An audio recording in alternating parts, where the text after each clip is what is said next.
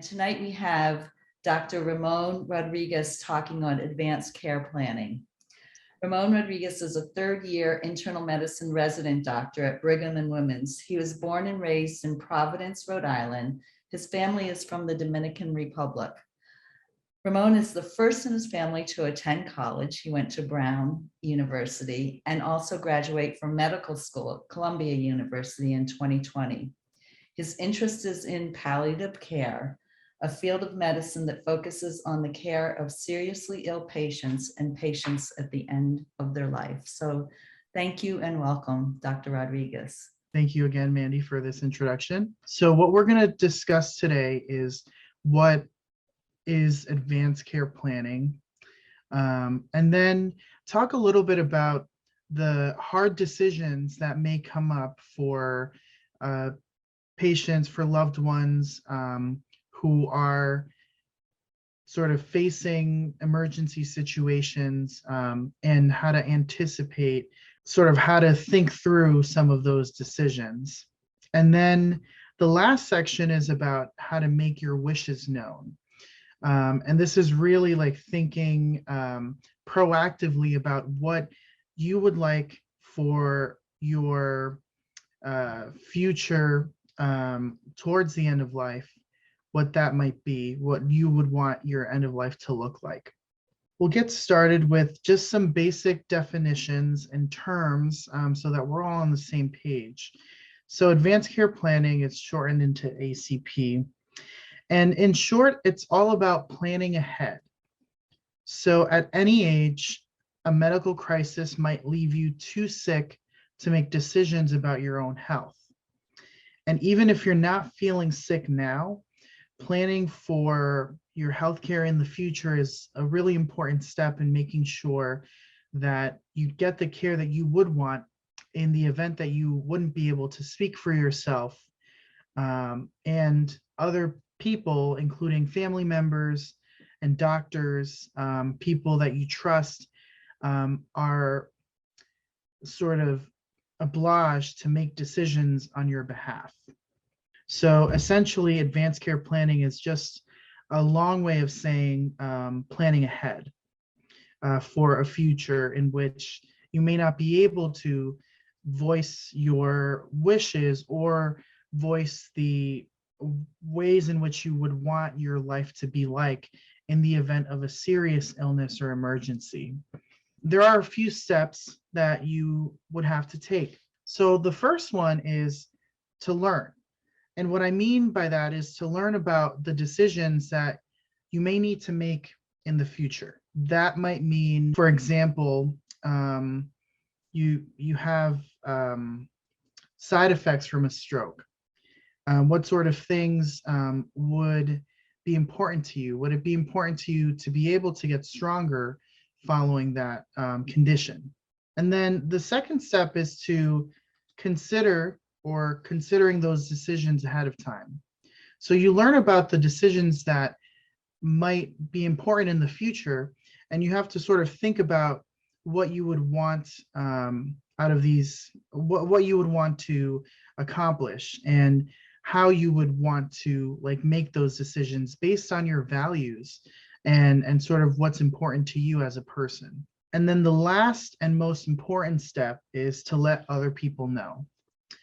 So that includes your doctors, your loved ones, anyone who you trust about your preferences in the future. All of these preferences, so the last step, letting others know, they are all saved in legal documents that are called advance directives. And we'll talk a little bit about what that means later.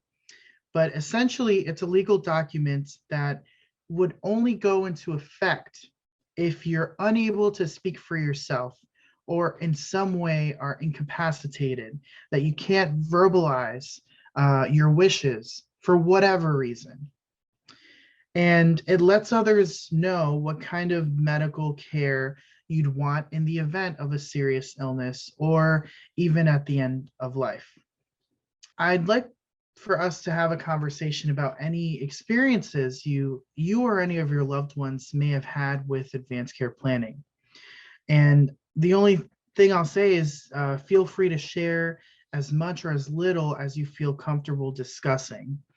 And I can start with myself. I had an uncle several years ago who had a brain tumor and was unable to really verbalize his decisions or speak. I think my mom was the person that was making decisions for him. And that was a really difficult position for her. It was challenging because they never really talked about it. And so she was basing a lot of the care that he was getting on what she thought he would want. And I think that that can be a challenging sort of situation to be in as a loved one or a family member. So I want to turn it to the audience. Has anyone here, including you or your loved ones, had any experience with advanced care planning? I don't mind sharing some experiences that I've had. So I'm a nurse, and I used to work in transplantation. So it was really important to me that people who could sign an organ donor card, and having that conversation with sisters and parents, it was really interesting because the range of reaction was, oh, that's morbid, I'm not going to talk about that, to, oh, wow, that's maybe a way for part of me to live on, and so I think what I learned, I was young at the time, what I learned is that you really have to know who you're talking with and kind of try to anticipate how they might react so that you can phrase things in a way that opens conversation instead of closes conversation. Thank you, Mandy, for sharing that. And that's so true. It really, like, it's hard to know how people will react to having this type of conversation, because it's a really hard one to have, to think about making decisions about something that ultimately, as human beings, we all have in common, which is that we can get sick, and we'd like to sort of think about what might be the priorities when we're seriously ill and are going through a tough time.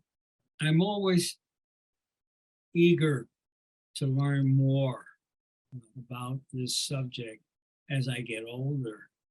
And as I was saying to my brother, in 3 more years, I'll be 80 years old. So I'm always eager. Anyone else, just to share how you're feeling about today's topic? Louisa in the chat says heavy. Heavy, yeah.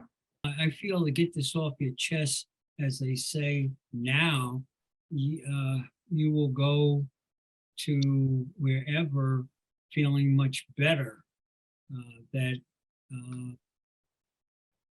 your personal effects and your wishes are being fulfilled, especially where kids are involved. That's a great point, Ted. So it sounds like almost a sense of like relief and peace that might be felt after having this conversation and getting sort of things in order for the future. Part of the talk is about hard decisions. So before we start, I was curious about what you were all thinking. So what are some of the hard decisions that you think might come up for people in the event that they may not be able to make decisions for themselves? Or funeral arrangements should be. Yeah, so funeral arrangements, what that might be like. And even moving away from end of life, like if someone has a serious illness, and maybe it's not towards the end of life yet, but it's something where they're in the hospital for a really serious reason. I just remember like when COVID kind of first started and we didn't really have a lot of information and things were just kind of getting really bad. I remember having the conversation with my parents and my partner, who's like a doctor as well, and being like, hey, like if something bad were to happen, one of those decisions was like, would you want to be on a breathing tube, and for how long? And I think that is like, even before, say, someone passes, there's like so many decisions that come before that like often is really hard to think about. And I think that our like education system doesn't do a great job of like informing the public about like these decisions. Thank you, Sarah, for sharing that. And I completely resonate with that as well. I think people finding themselves in a position where they have to decide about, say, a breathing tube, because that's something that can sustain your life. Something, I guess, that is an extreme life extending measure that you might take in order to potentially have some time available to you to recover, and sometimes it doesn't always work. And I think having to contend with making that decision can be difficult, especially in an unexpected way. And I feel like you said, we're not so well equipped because our education system doesn't really teach us about this stuff. And I think as a culture, sometimes, we tend to be uncomfortable and afraid of talking about these kind of decisions. So sometimes it becomes really hard when people have to contend with making them when it's very unexpected.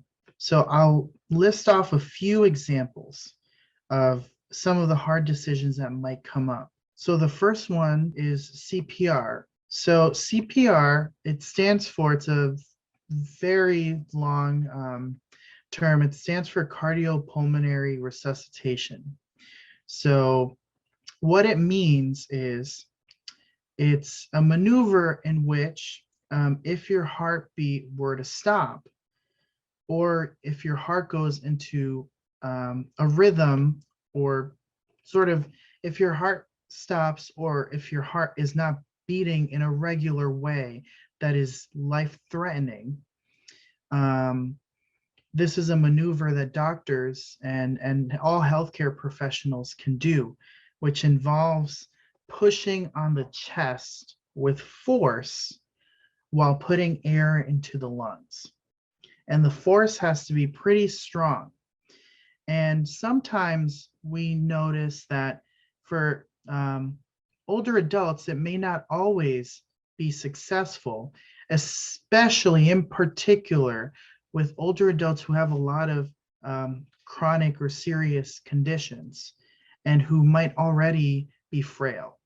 So the next one is ventilator support. A ventilator is a machine that introduces air and oxygen into the lungs and may help you breathe in the event that you may not be able to breathe yourself.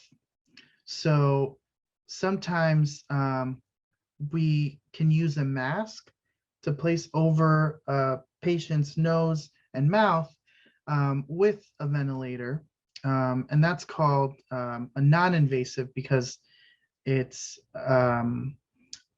essentially you're kind of indirectly or directly pushing air, but it's not directly into the lungs. It's just through the mouth and the nose. And then there is the more invasive form of it, which is intubation. And so that is a tube that will go through the mouth and into the lungs, or the sort of the trachea, which is the air pipe, and that will introduce air directly to the lungs. And this is also a life extending or life-saving measure that can be done. And similar to CPR, it's something that may not always be successful if someone is very frail and sick and has a lot of different conditions. But it's something that we use all the time in order to help people breathe when they can't breathe on their own. The next one is artificial nutrition or hydration.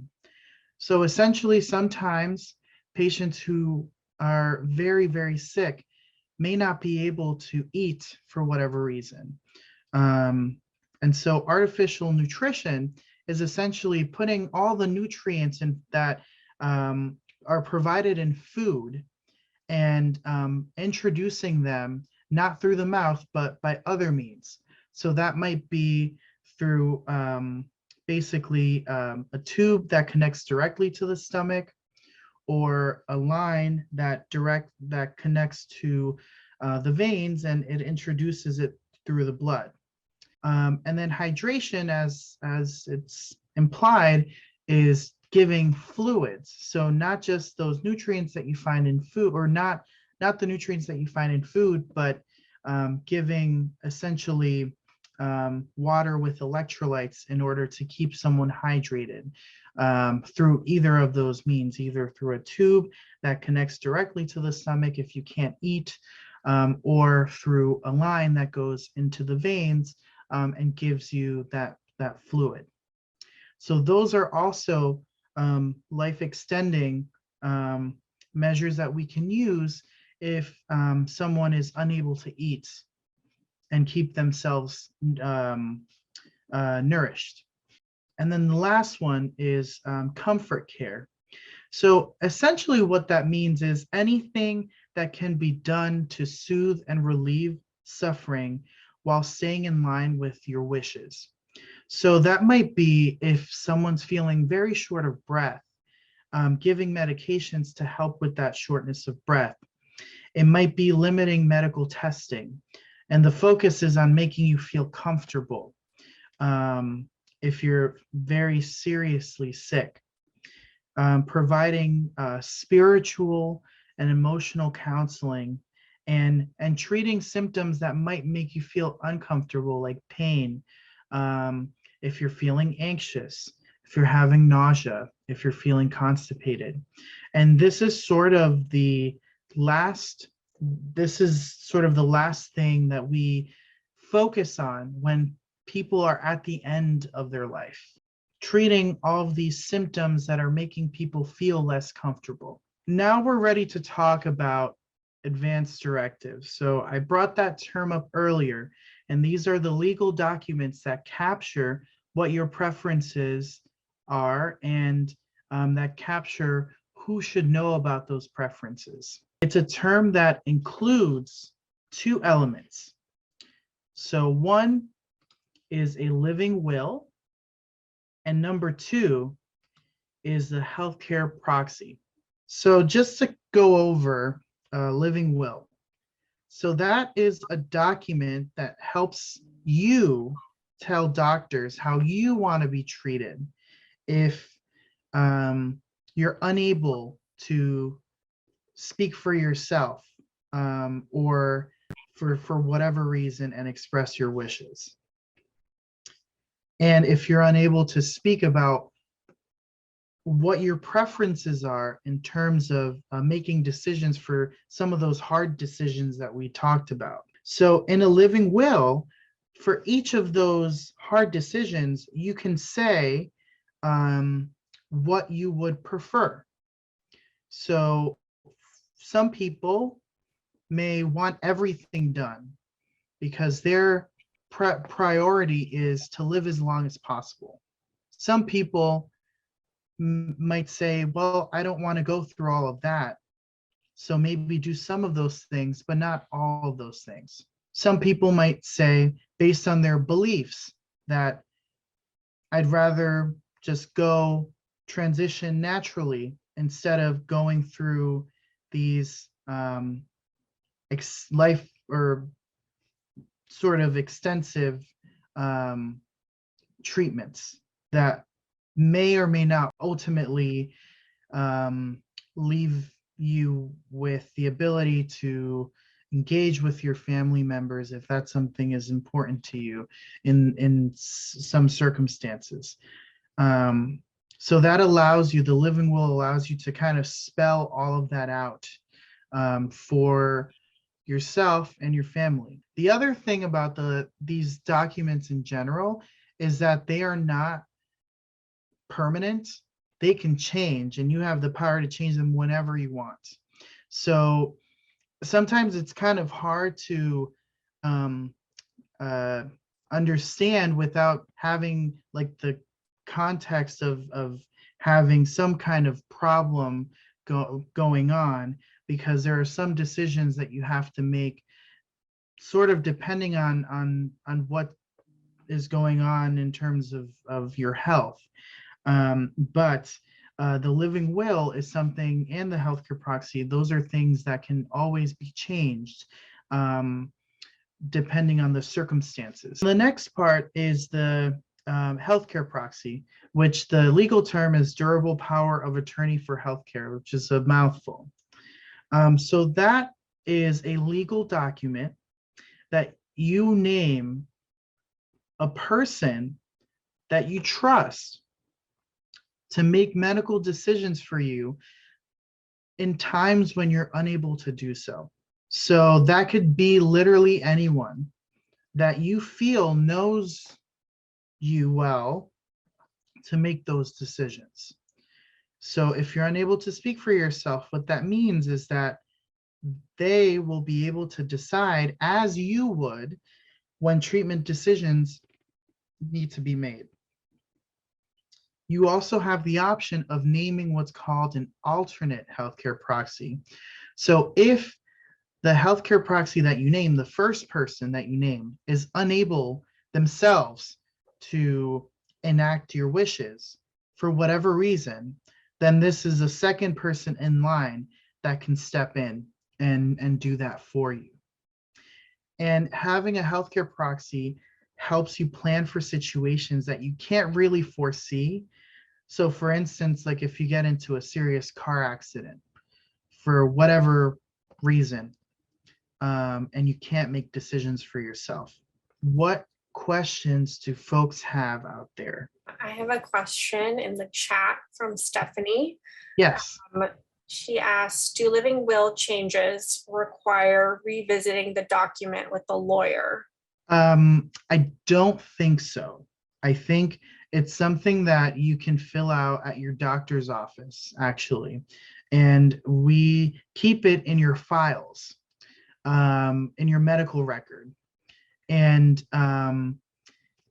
if you change your mind, or if you want to change something about the living will, then you can just fill out another one again and submit that to your doctor's office, or I guess to a lawyer.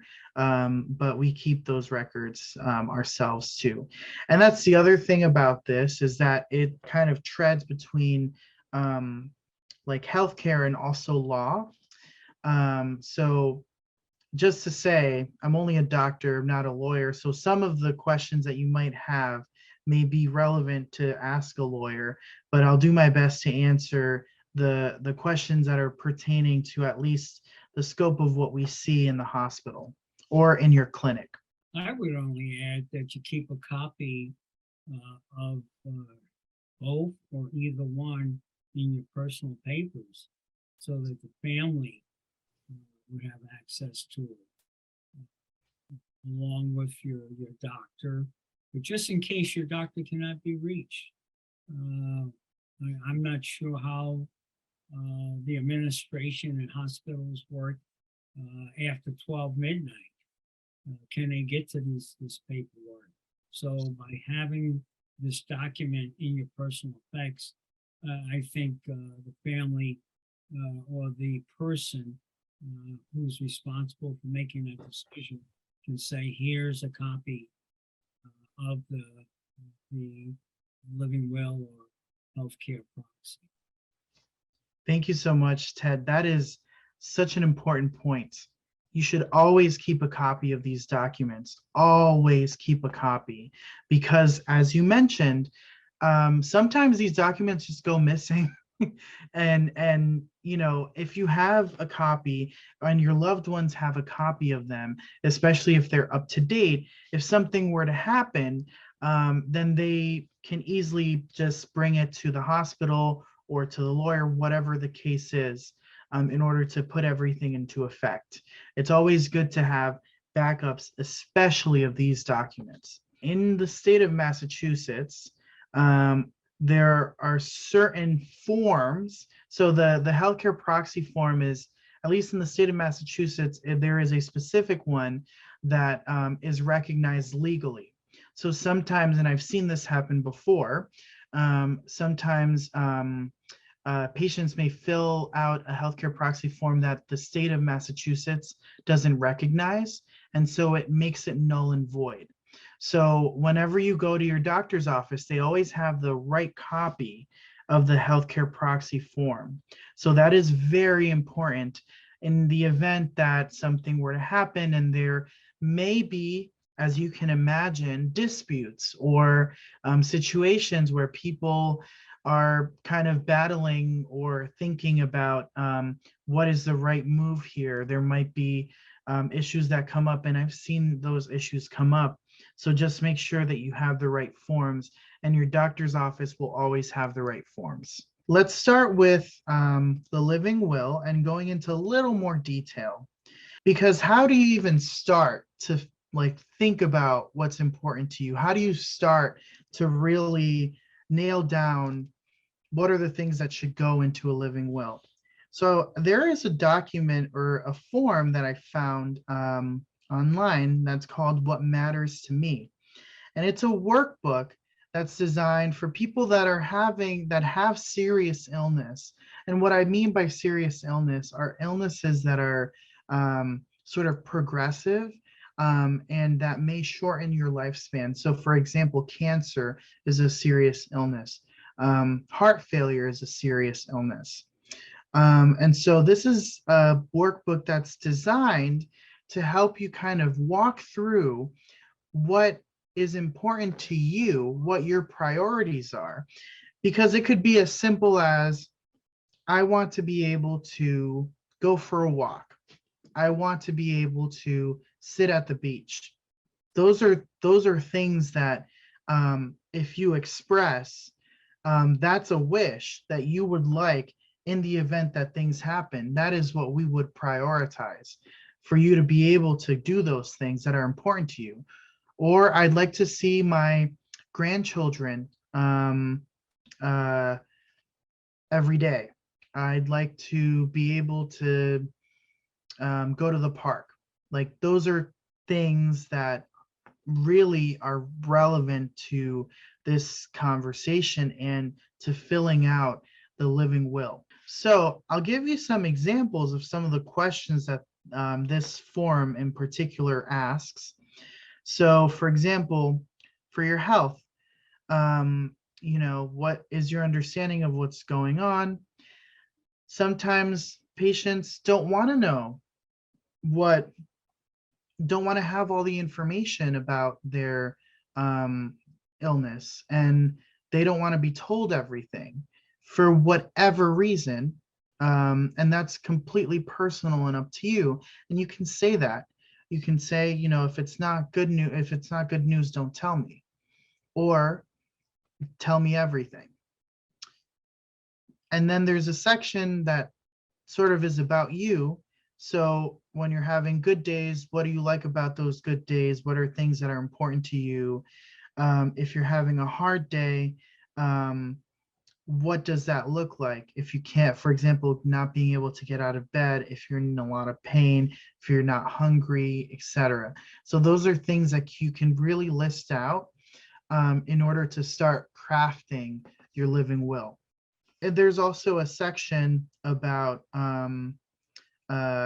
like being able to fill out, and it's pretty extensive, but there's a section where you can fill out these bubbles to indicate, the things that you'd like to know about your care, your concerns when there's a medical decision. Do you want to have all the say? Do you want to be able to talk to others about it? So it's a pretty comprehensive form that we can provide to you. I'll try to paste it into the chat once I stop sharing my screen. Wanted to ask all of you, do you have a healthcare proxy? I- Good, good, good. Anyone else in the chat? We have a couple no's and not yets. Okay, no's and not yet. Hopefully the no's can turn to yeses soon and the not yets as well. So that'll be really important. What do you all think makes a good healthcare proxy? Detailed wishes. Detailed wishes, someone who's able to really know those details about you. Good. Someone who can have a conversation with you if you're able to have a conversation. Because Absolutely. sometimes what you want in a theoretical world may change in a real world. Absolutely. And that goes back to the points that we've made earlier, I think, about, having these frank conversations with folks and really grounding them in reality, no matter how hard the conversations are. Louisa said in the chat, somebody who is not going to prioritize their wishes, in parentheses, like if they love you too much to let you go when you want. Absolutely, Luisa, thank you so much for bringing that up. Sometimes that we've seen that a lot in the hospital where the family members or the healthcare proxy may not agree or with the patient's expressed wishes, maybe because they love them so much that they are not ready to let go for whatever reason.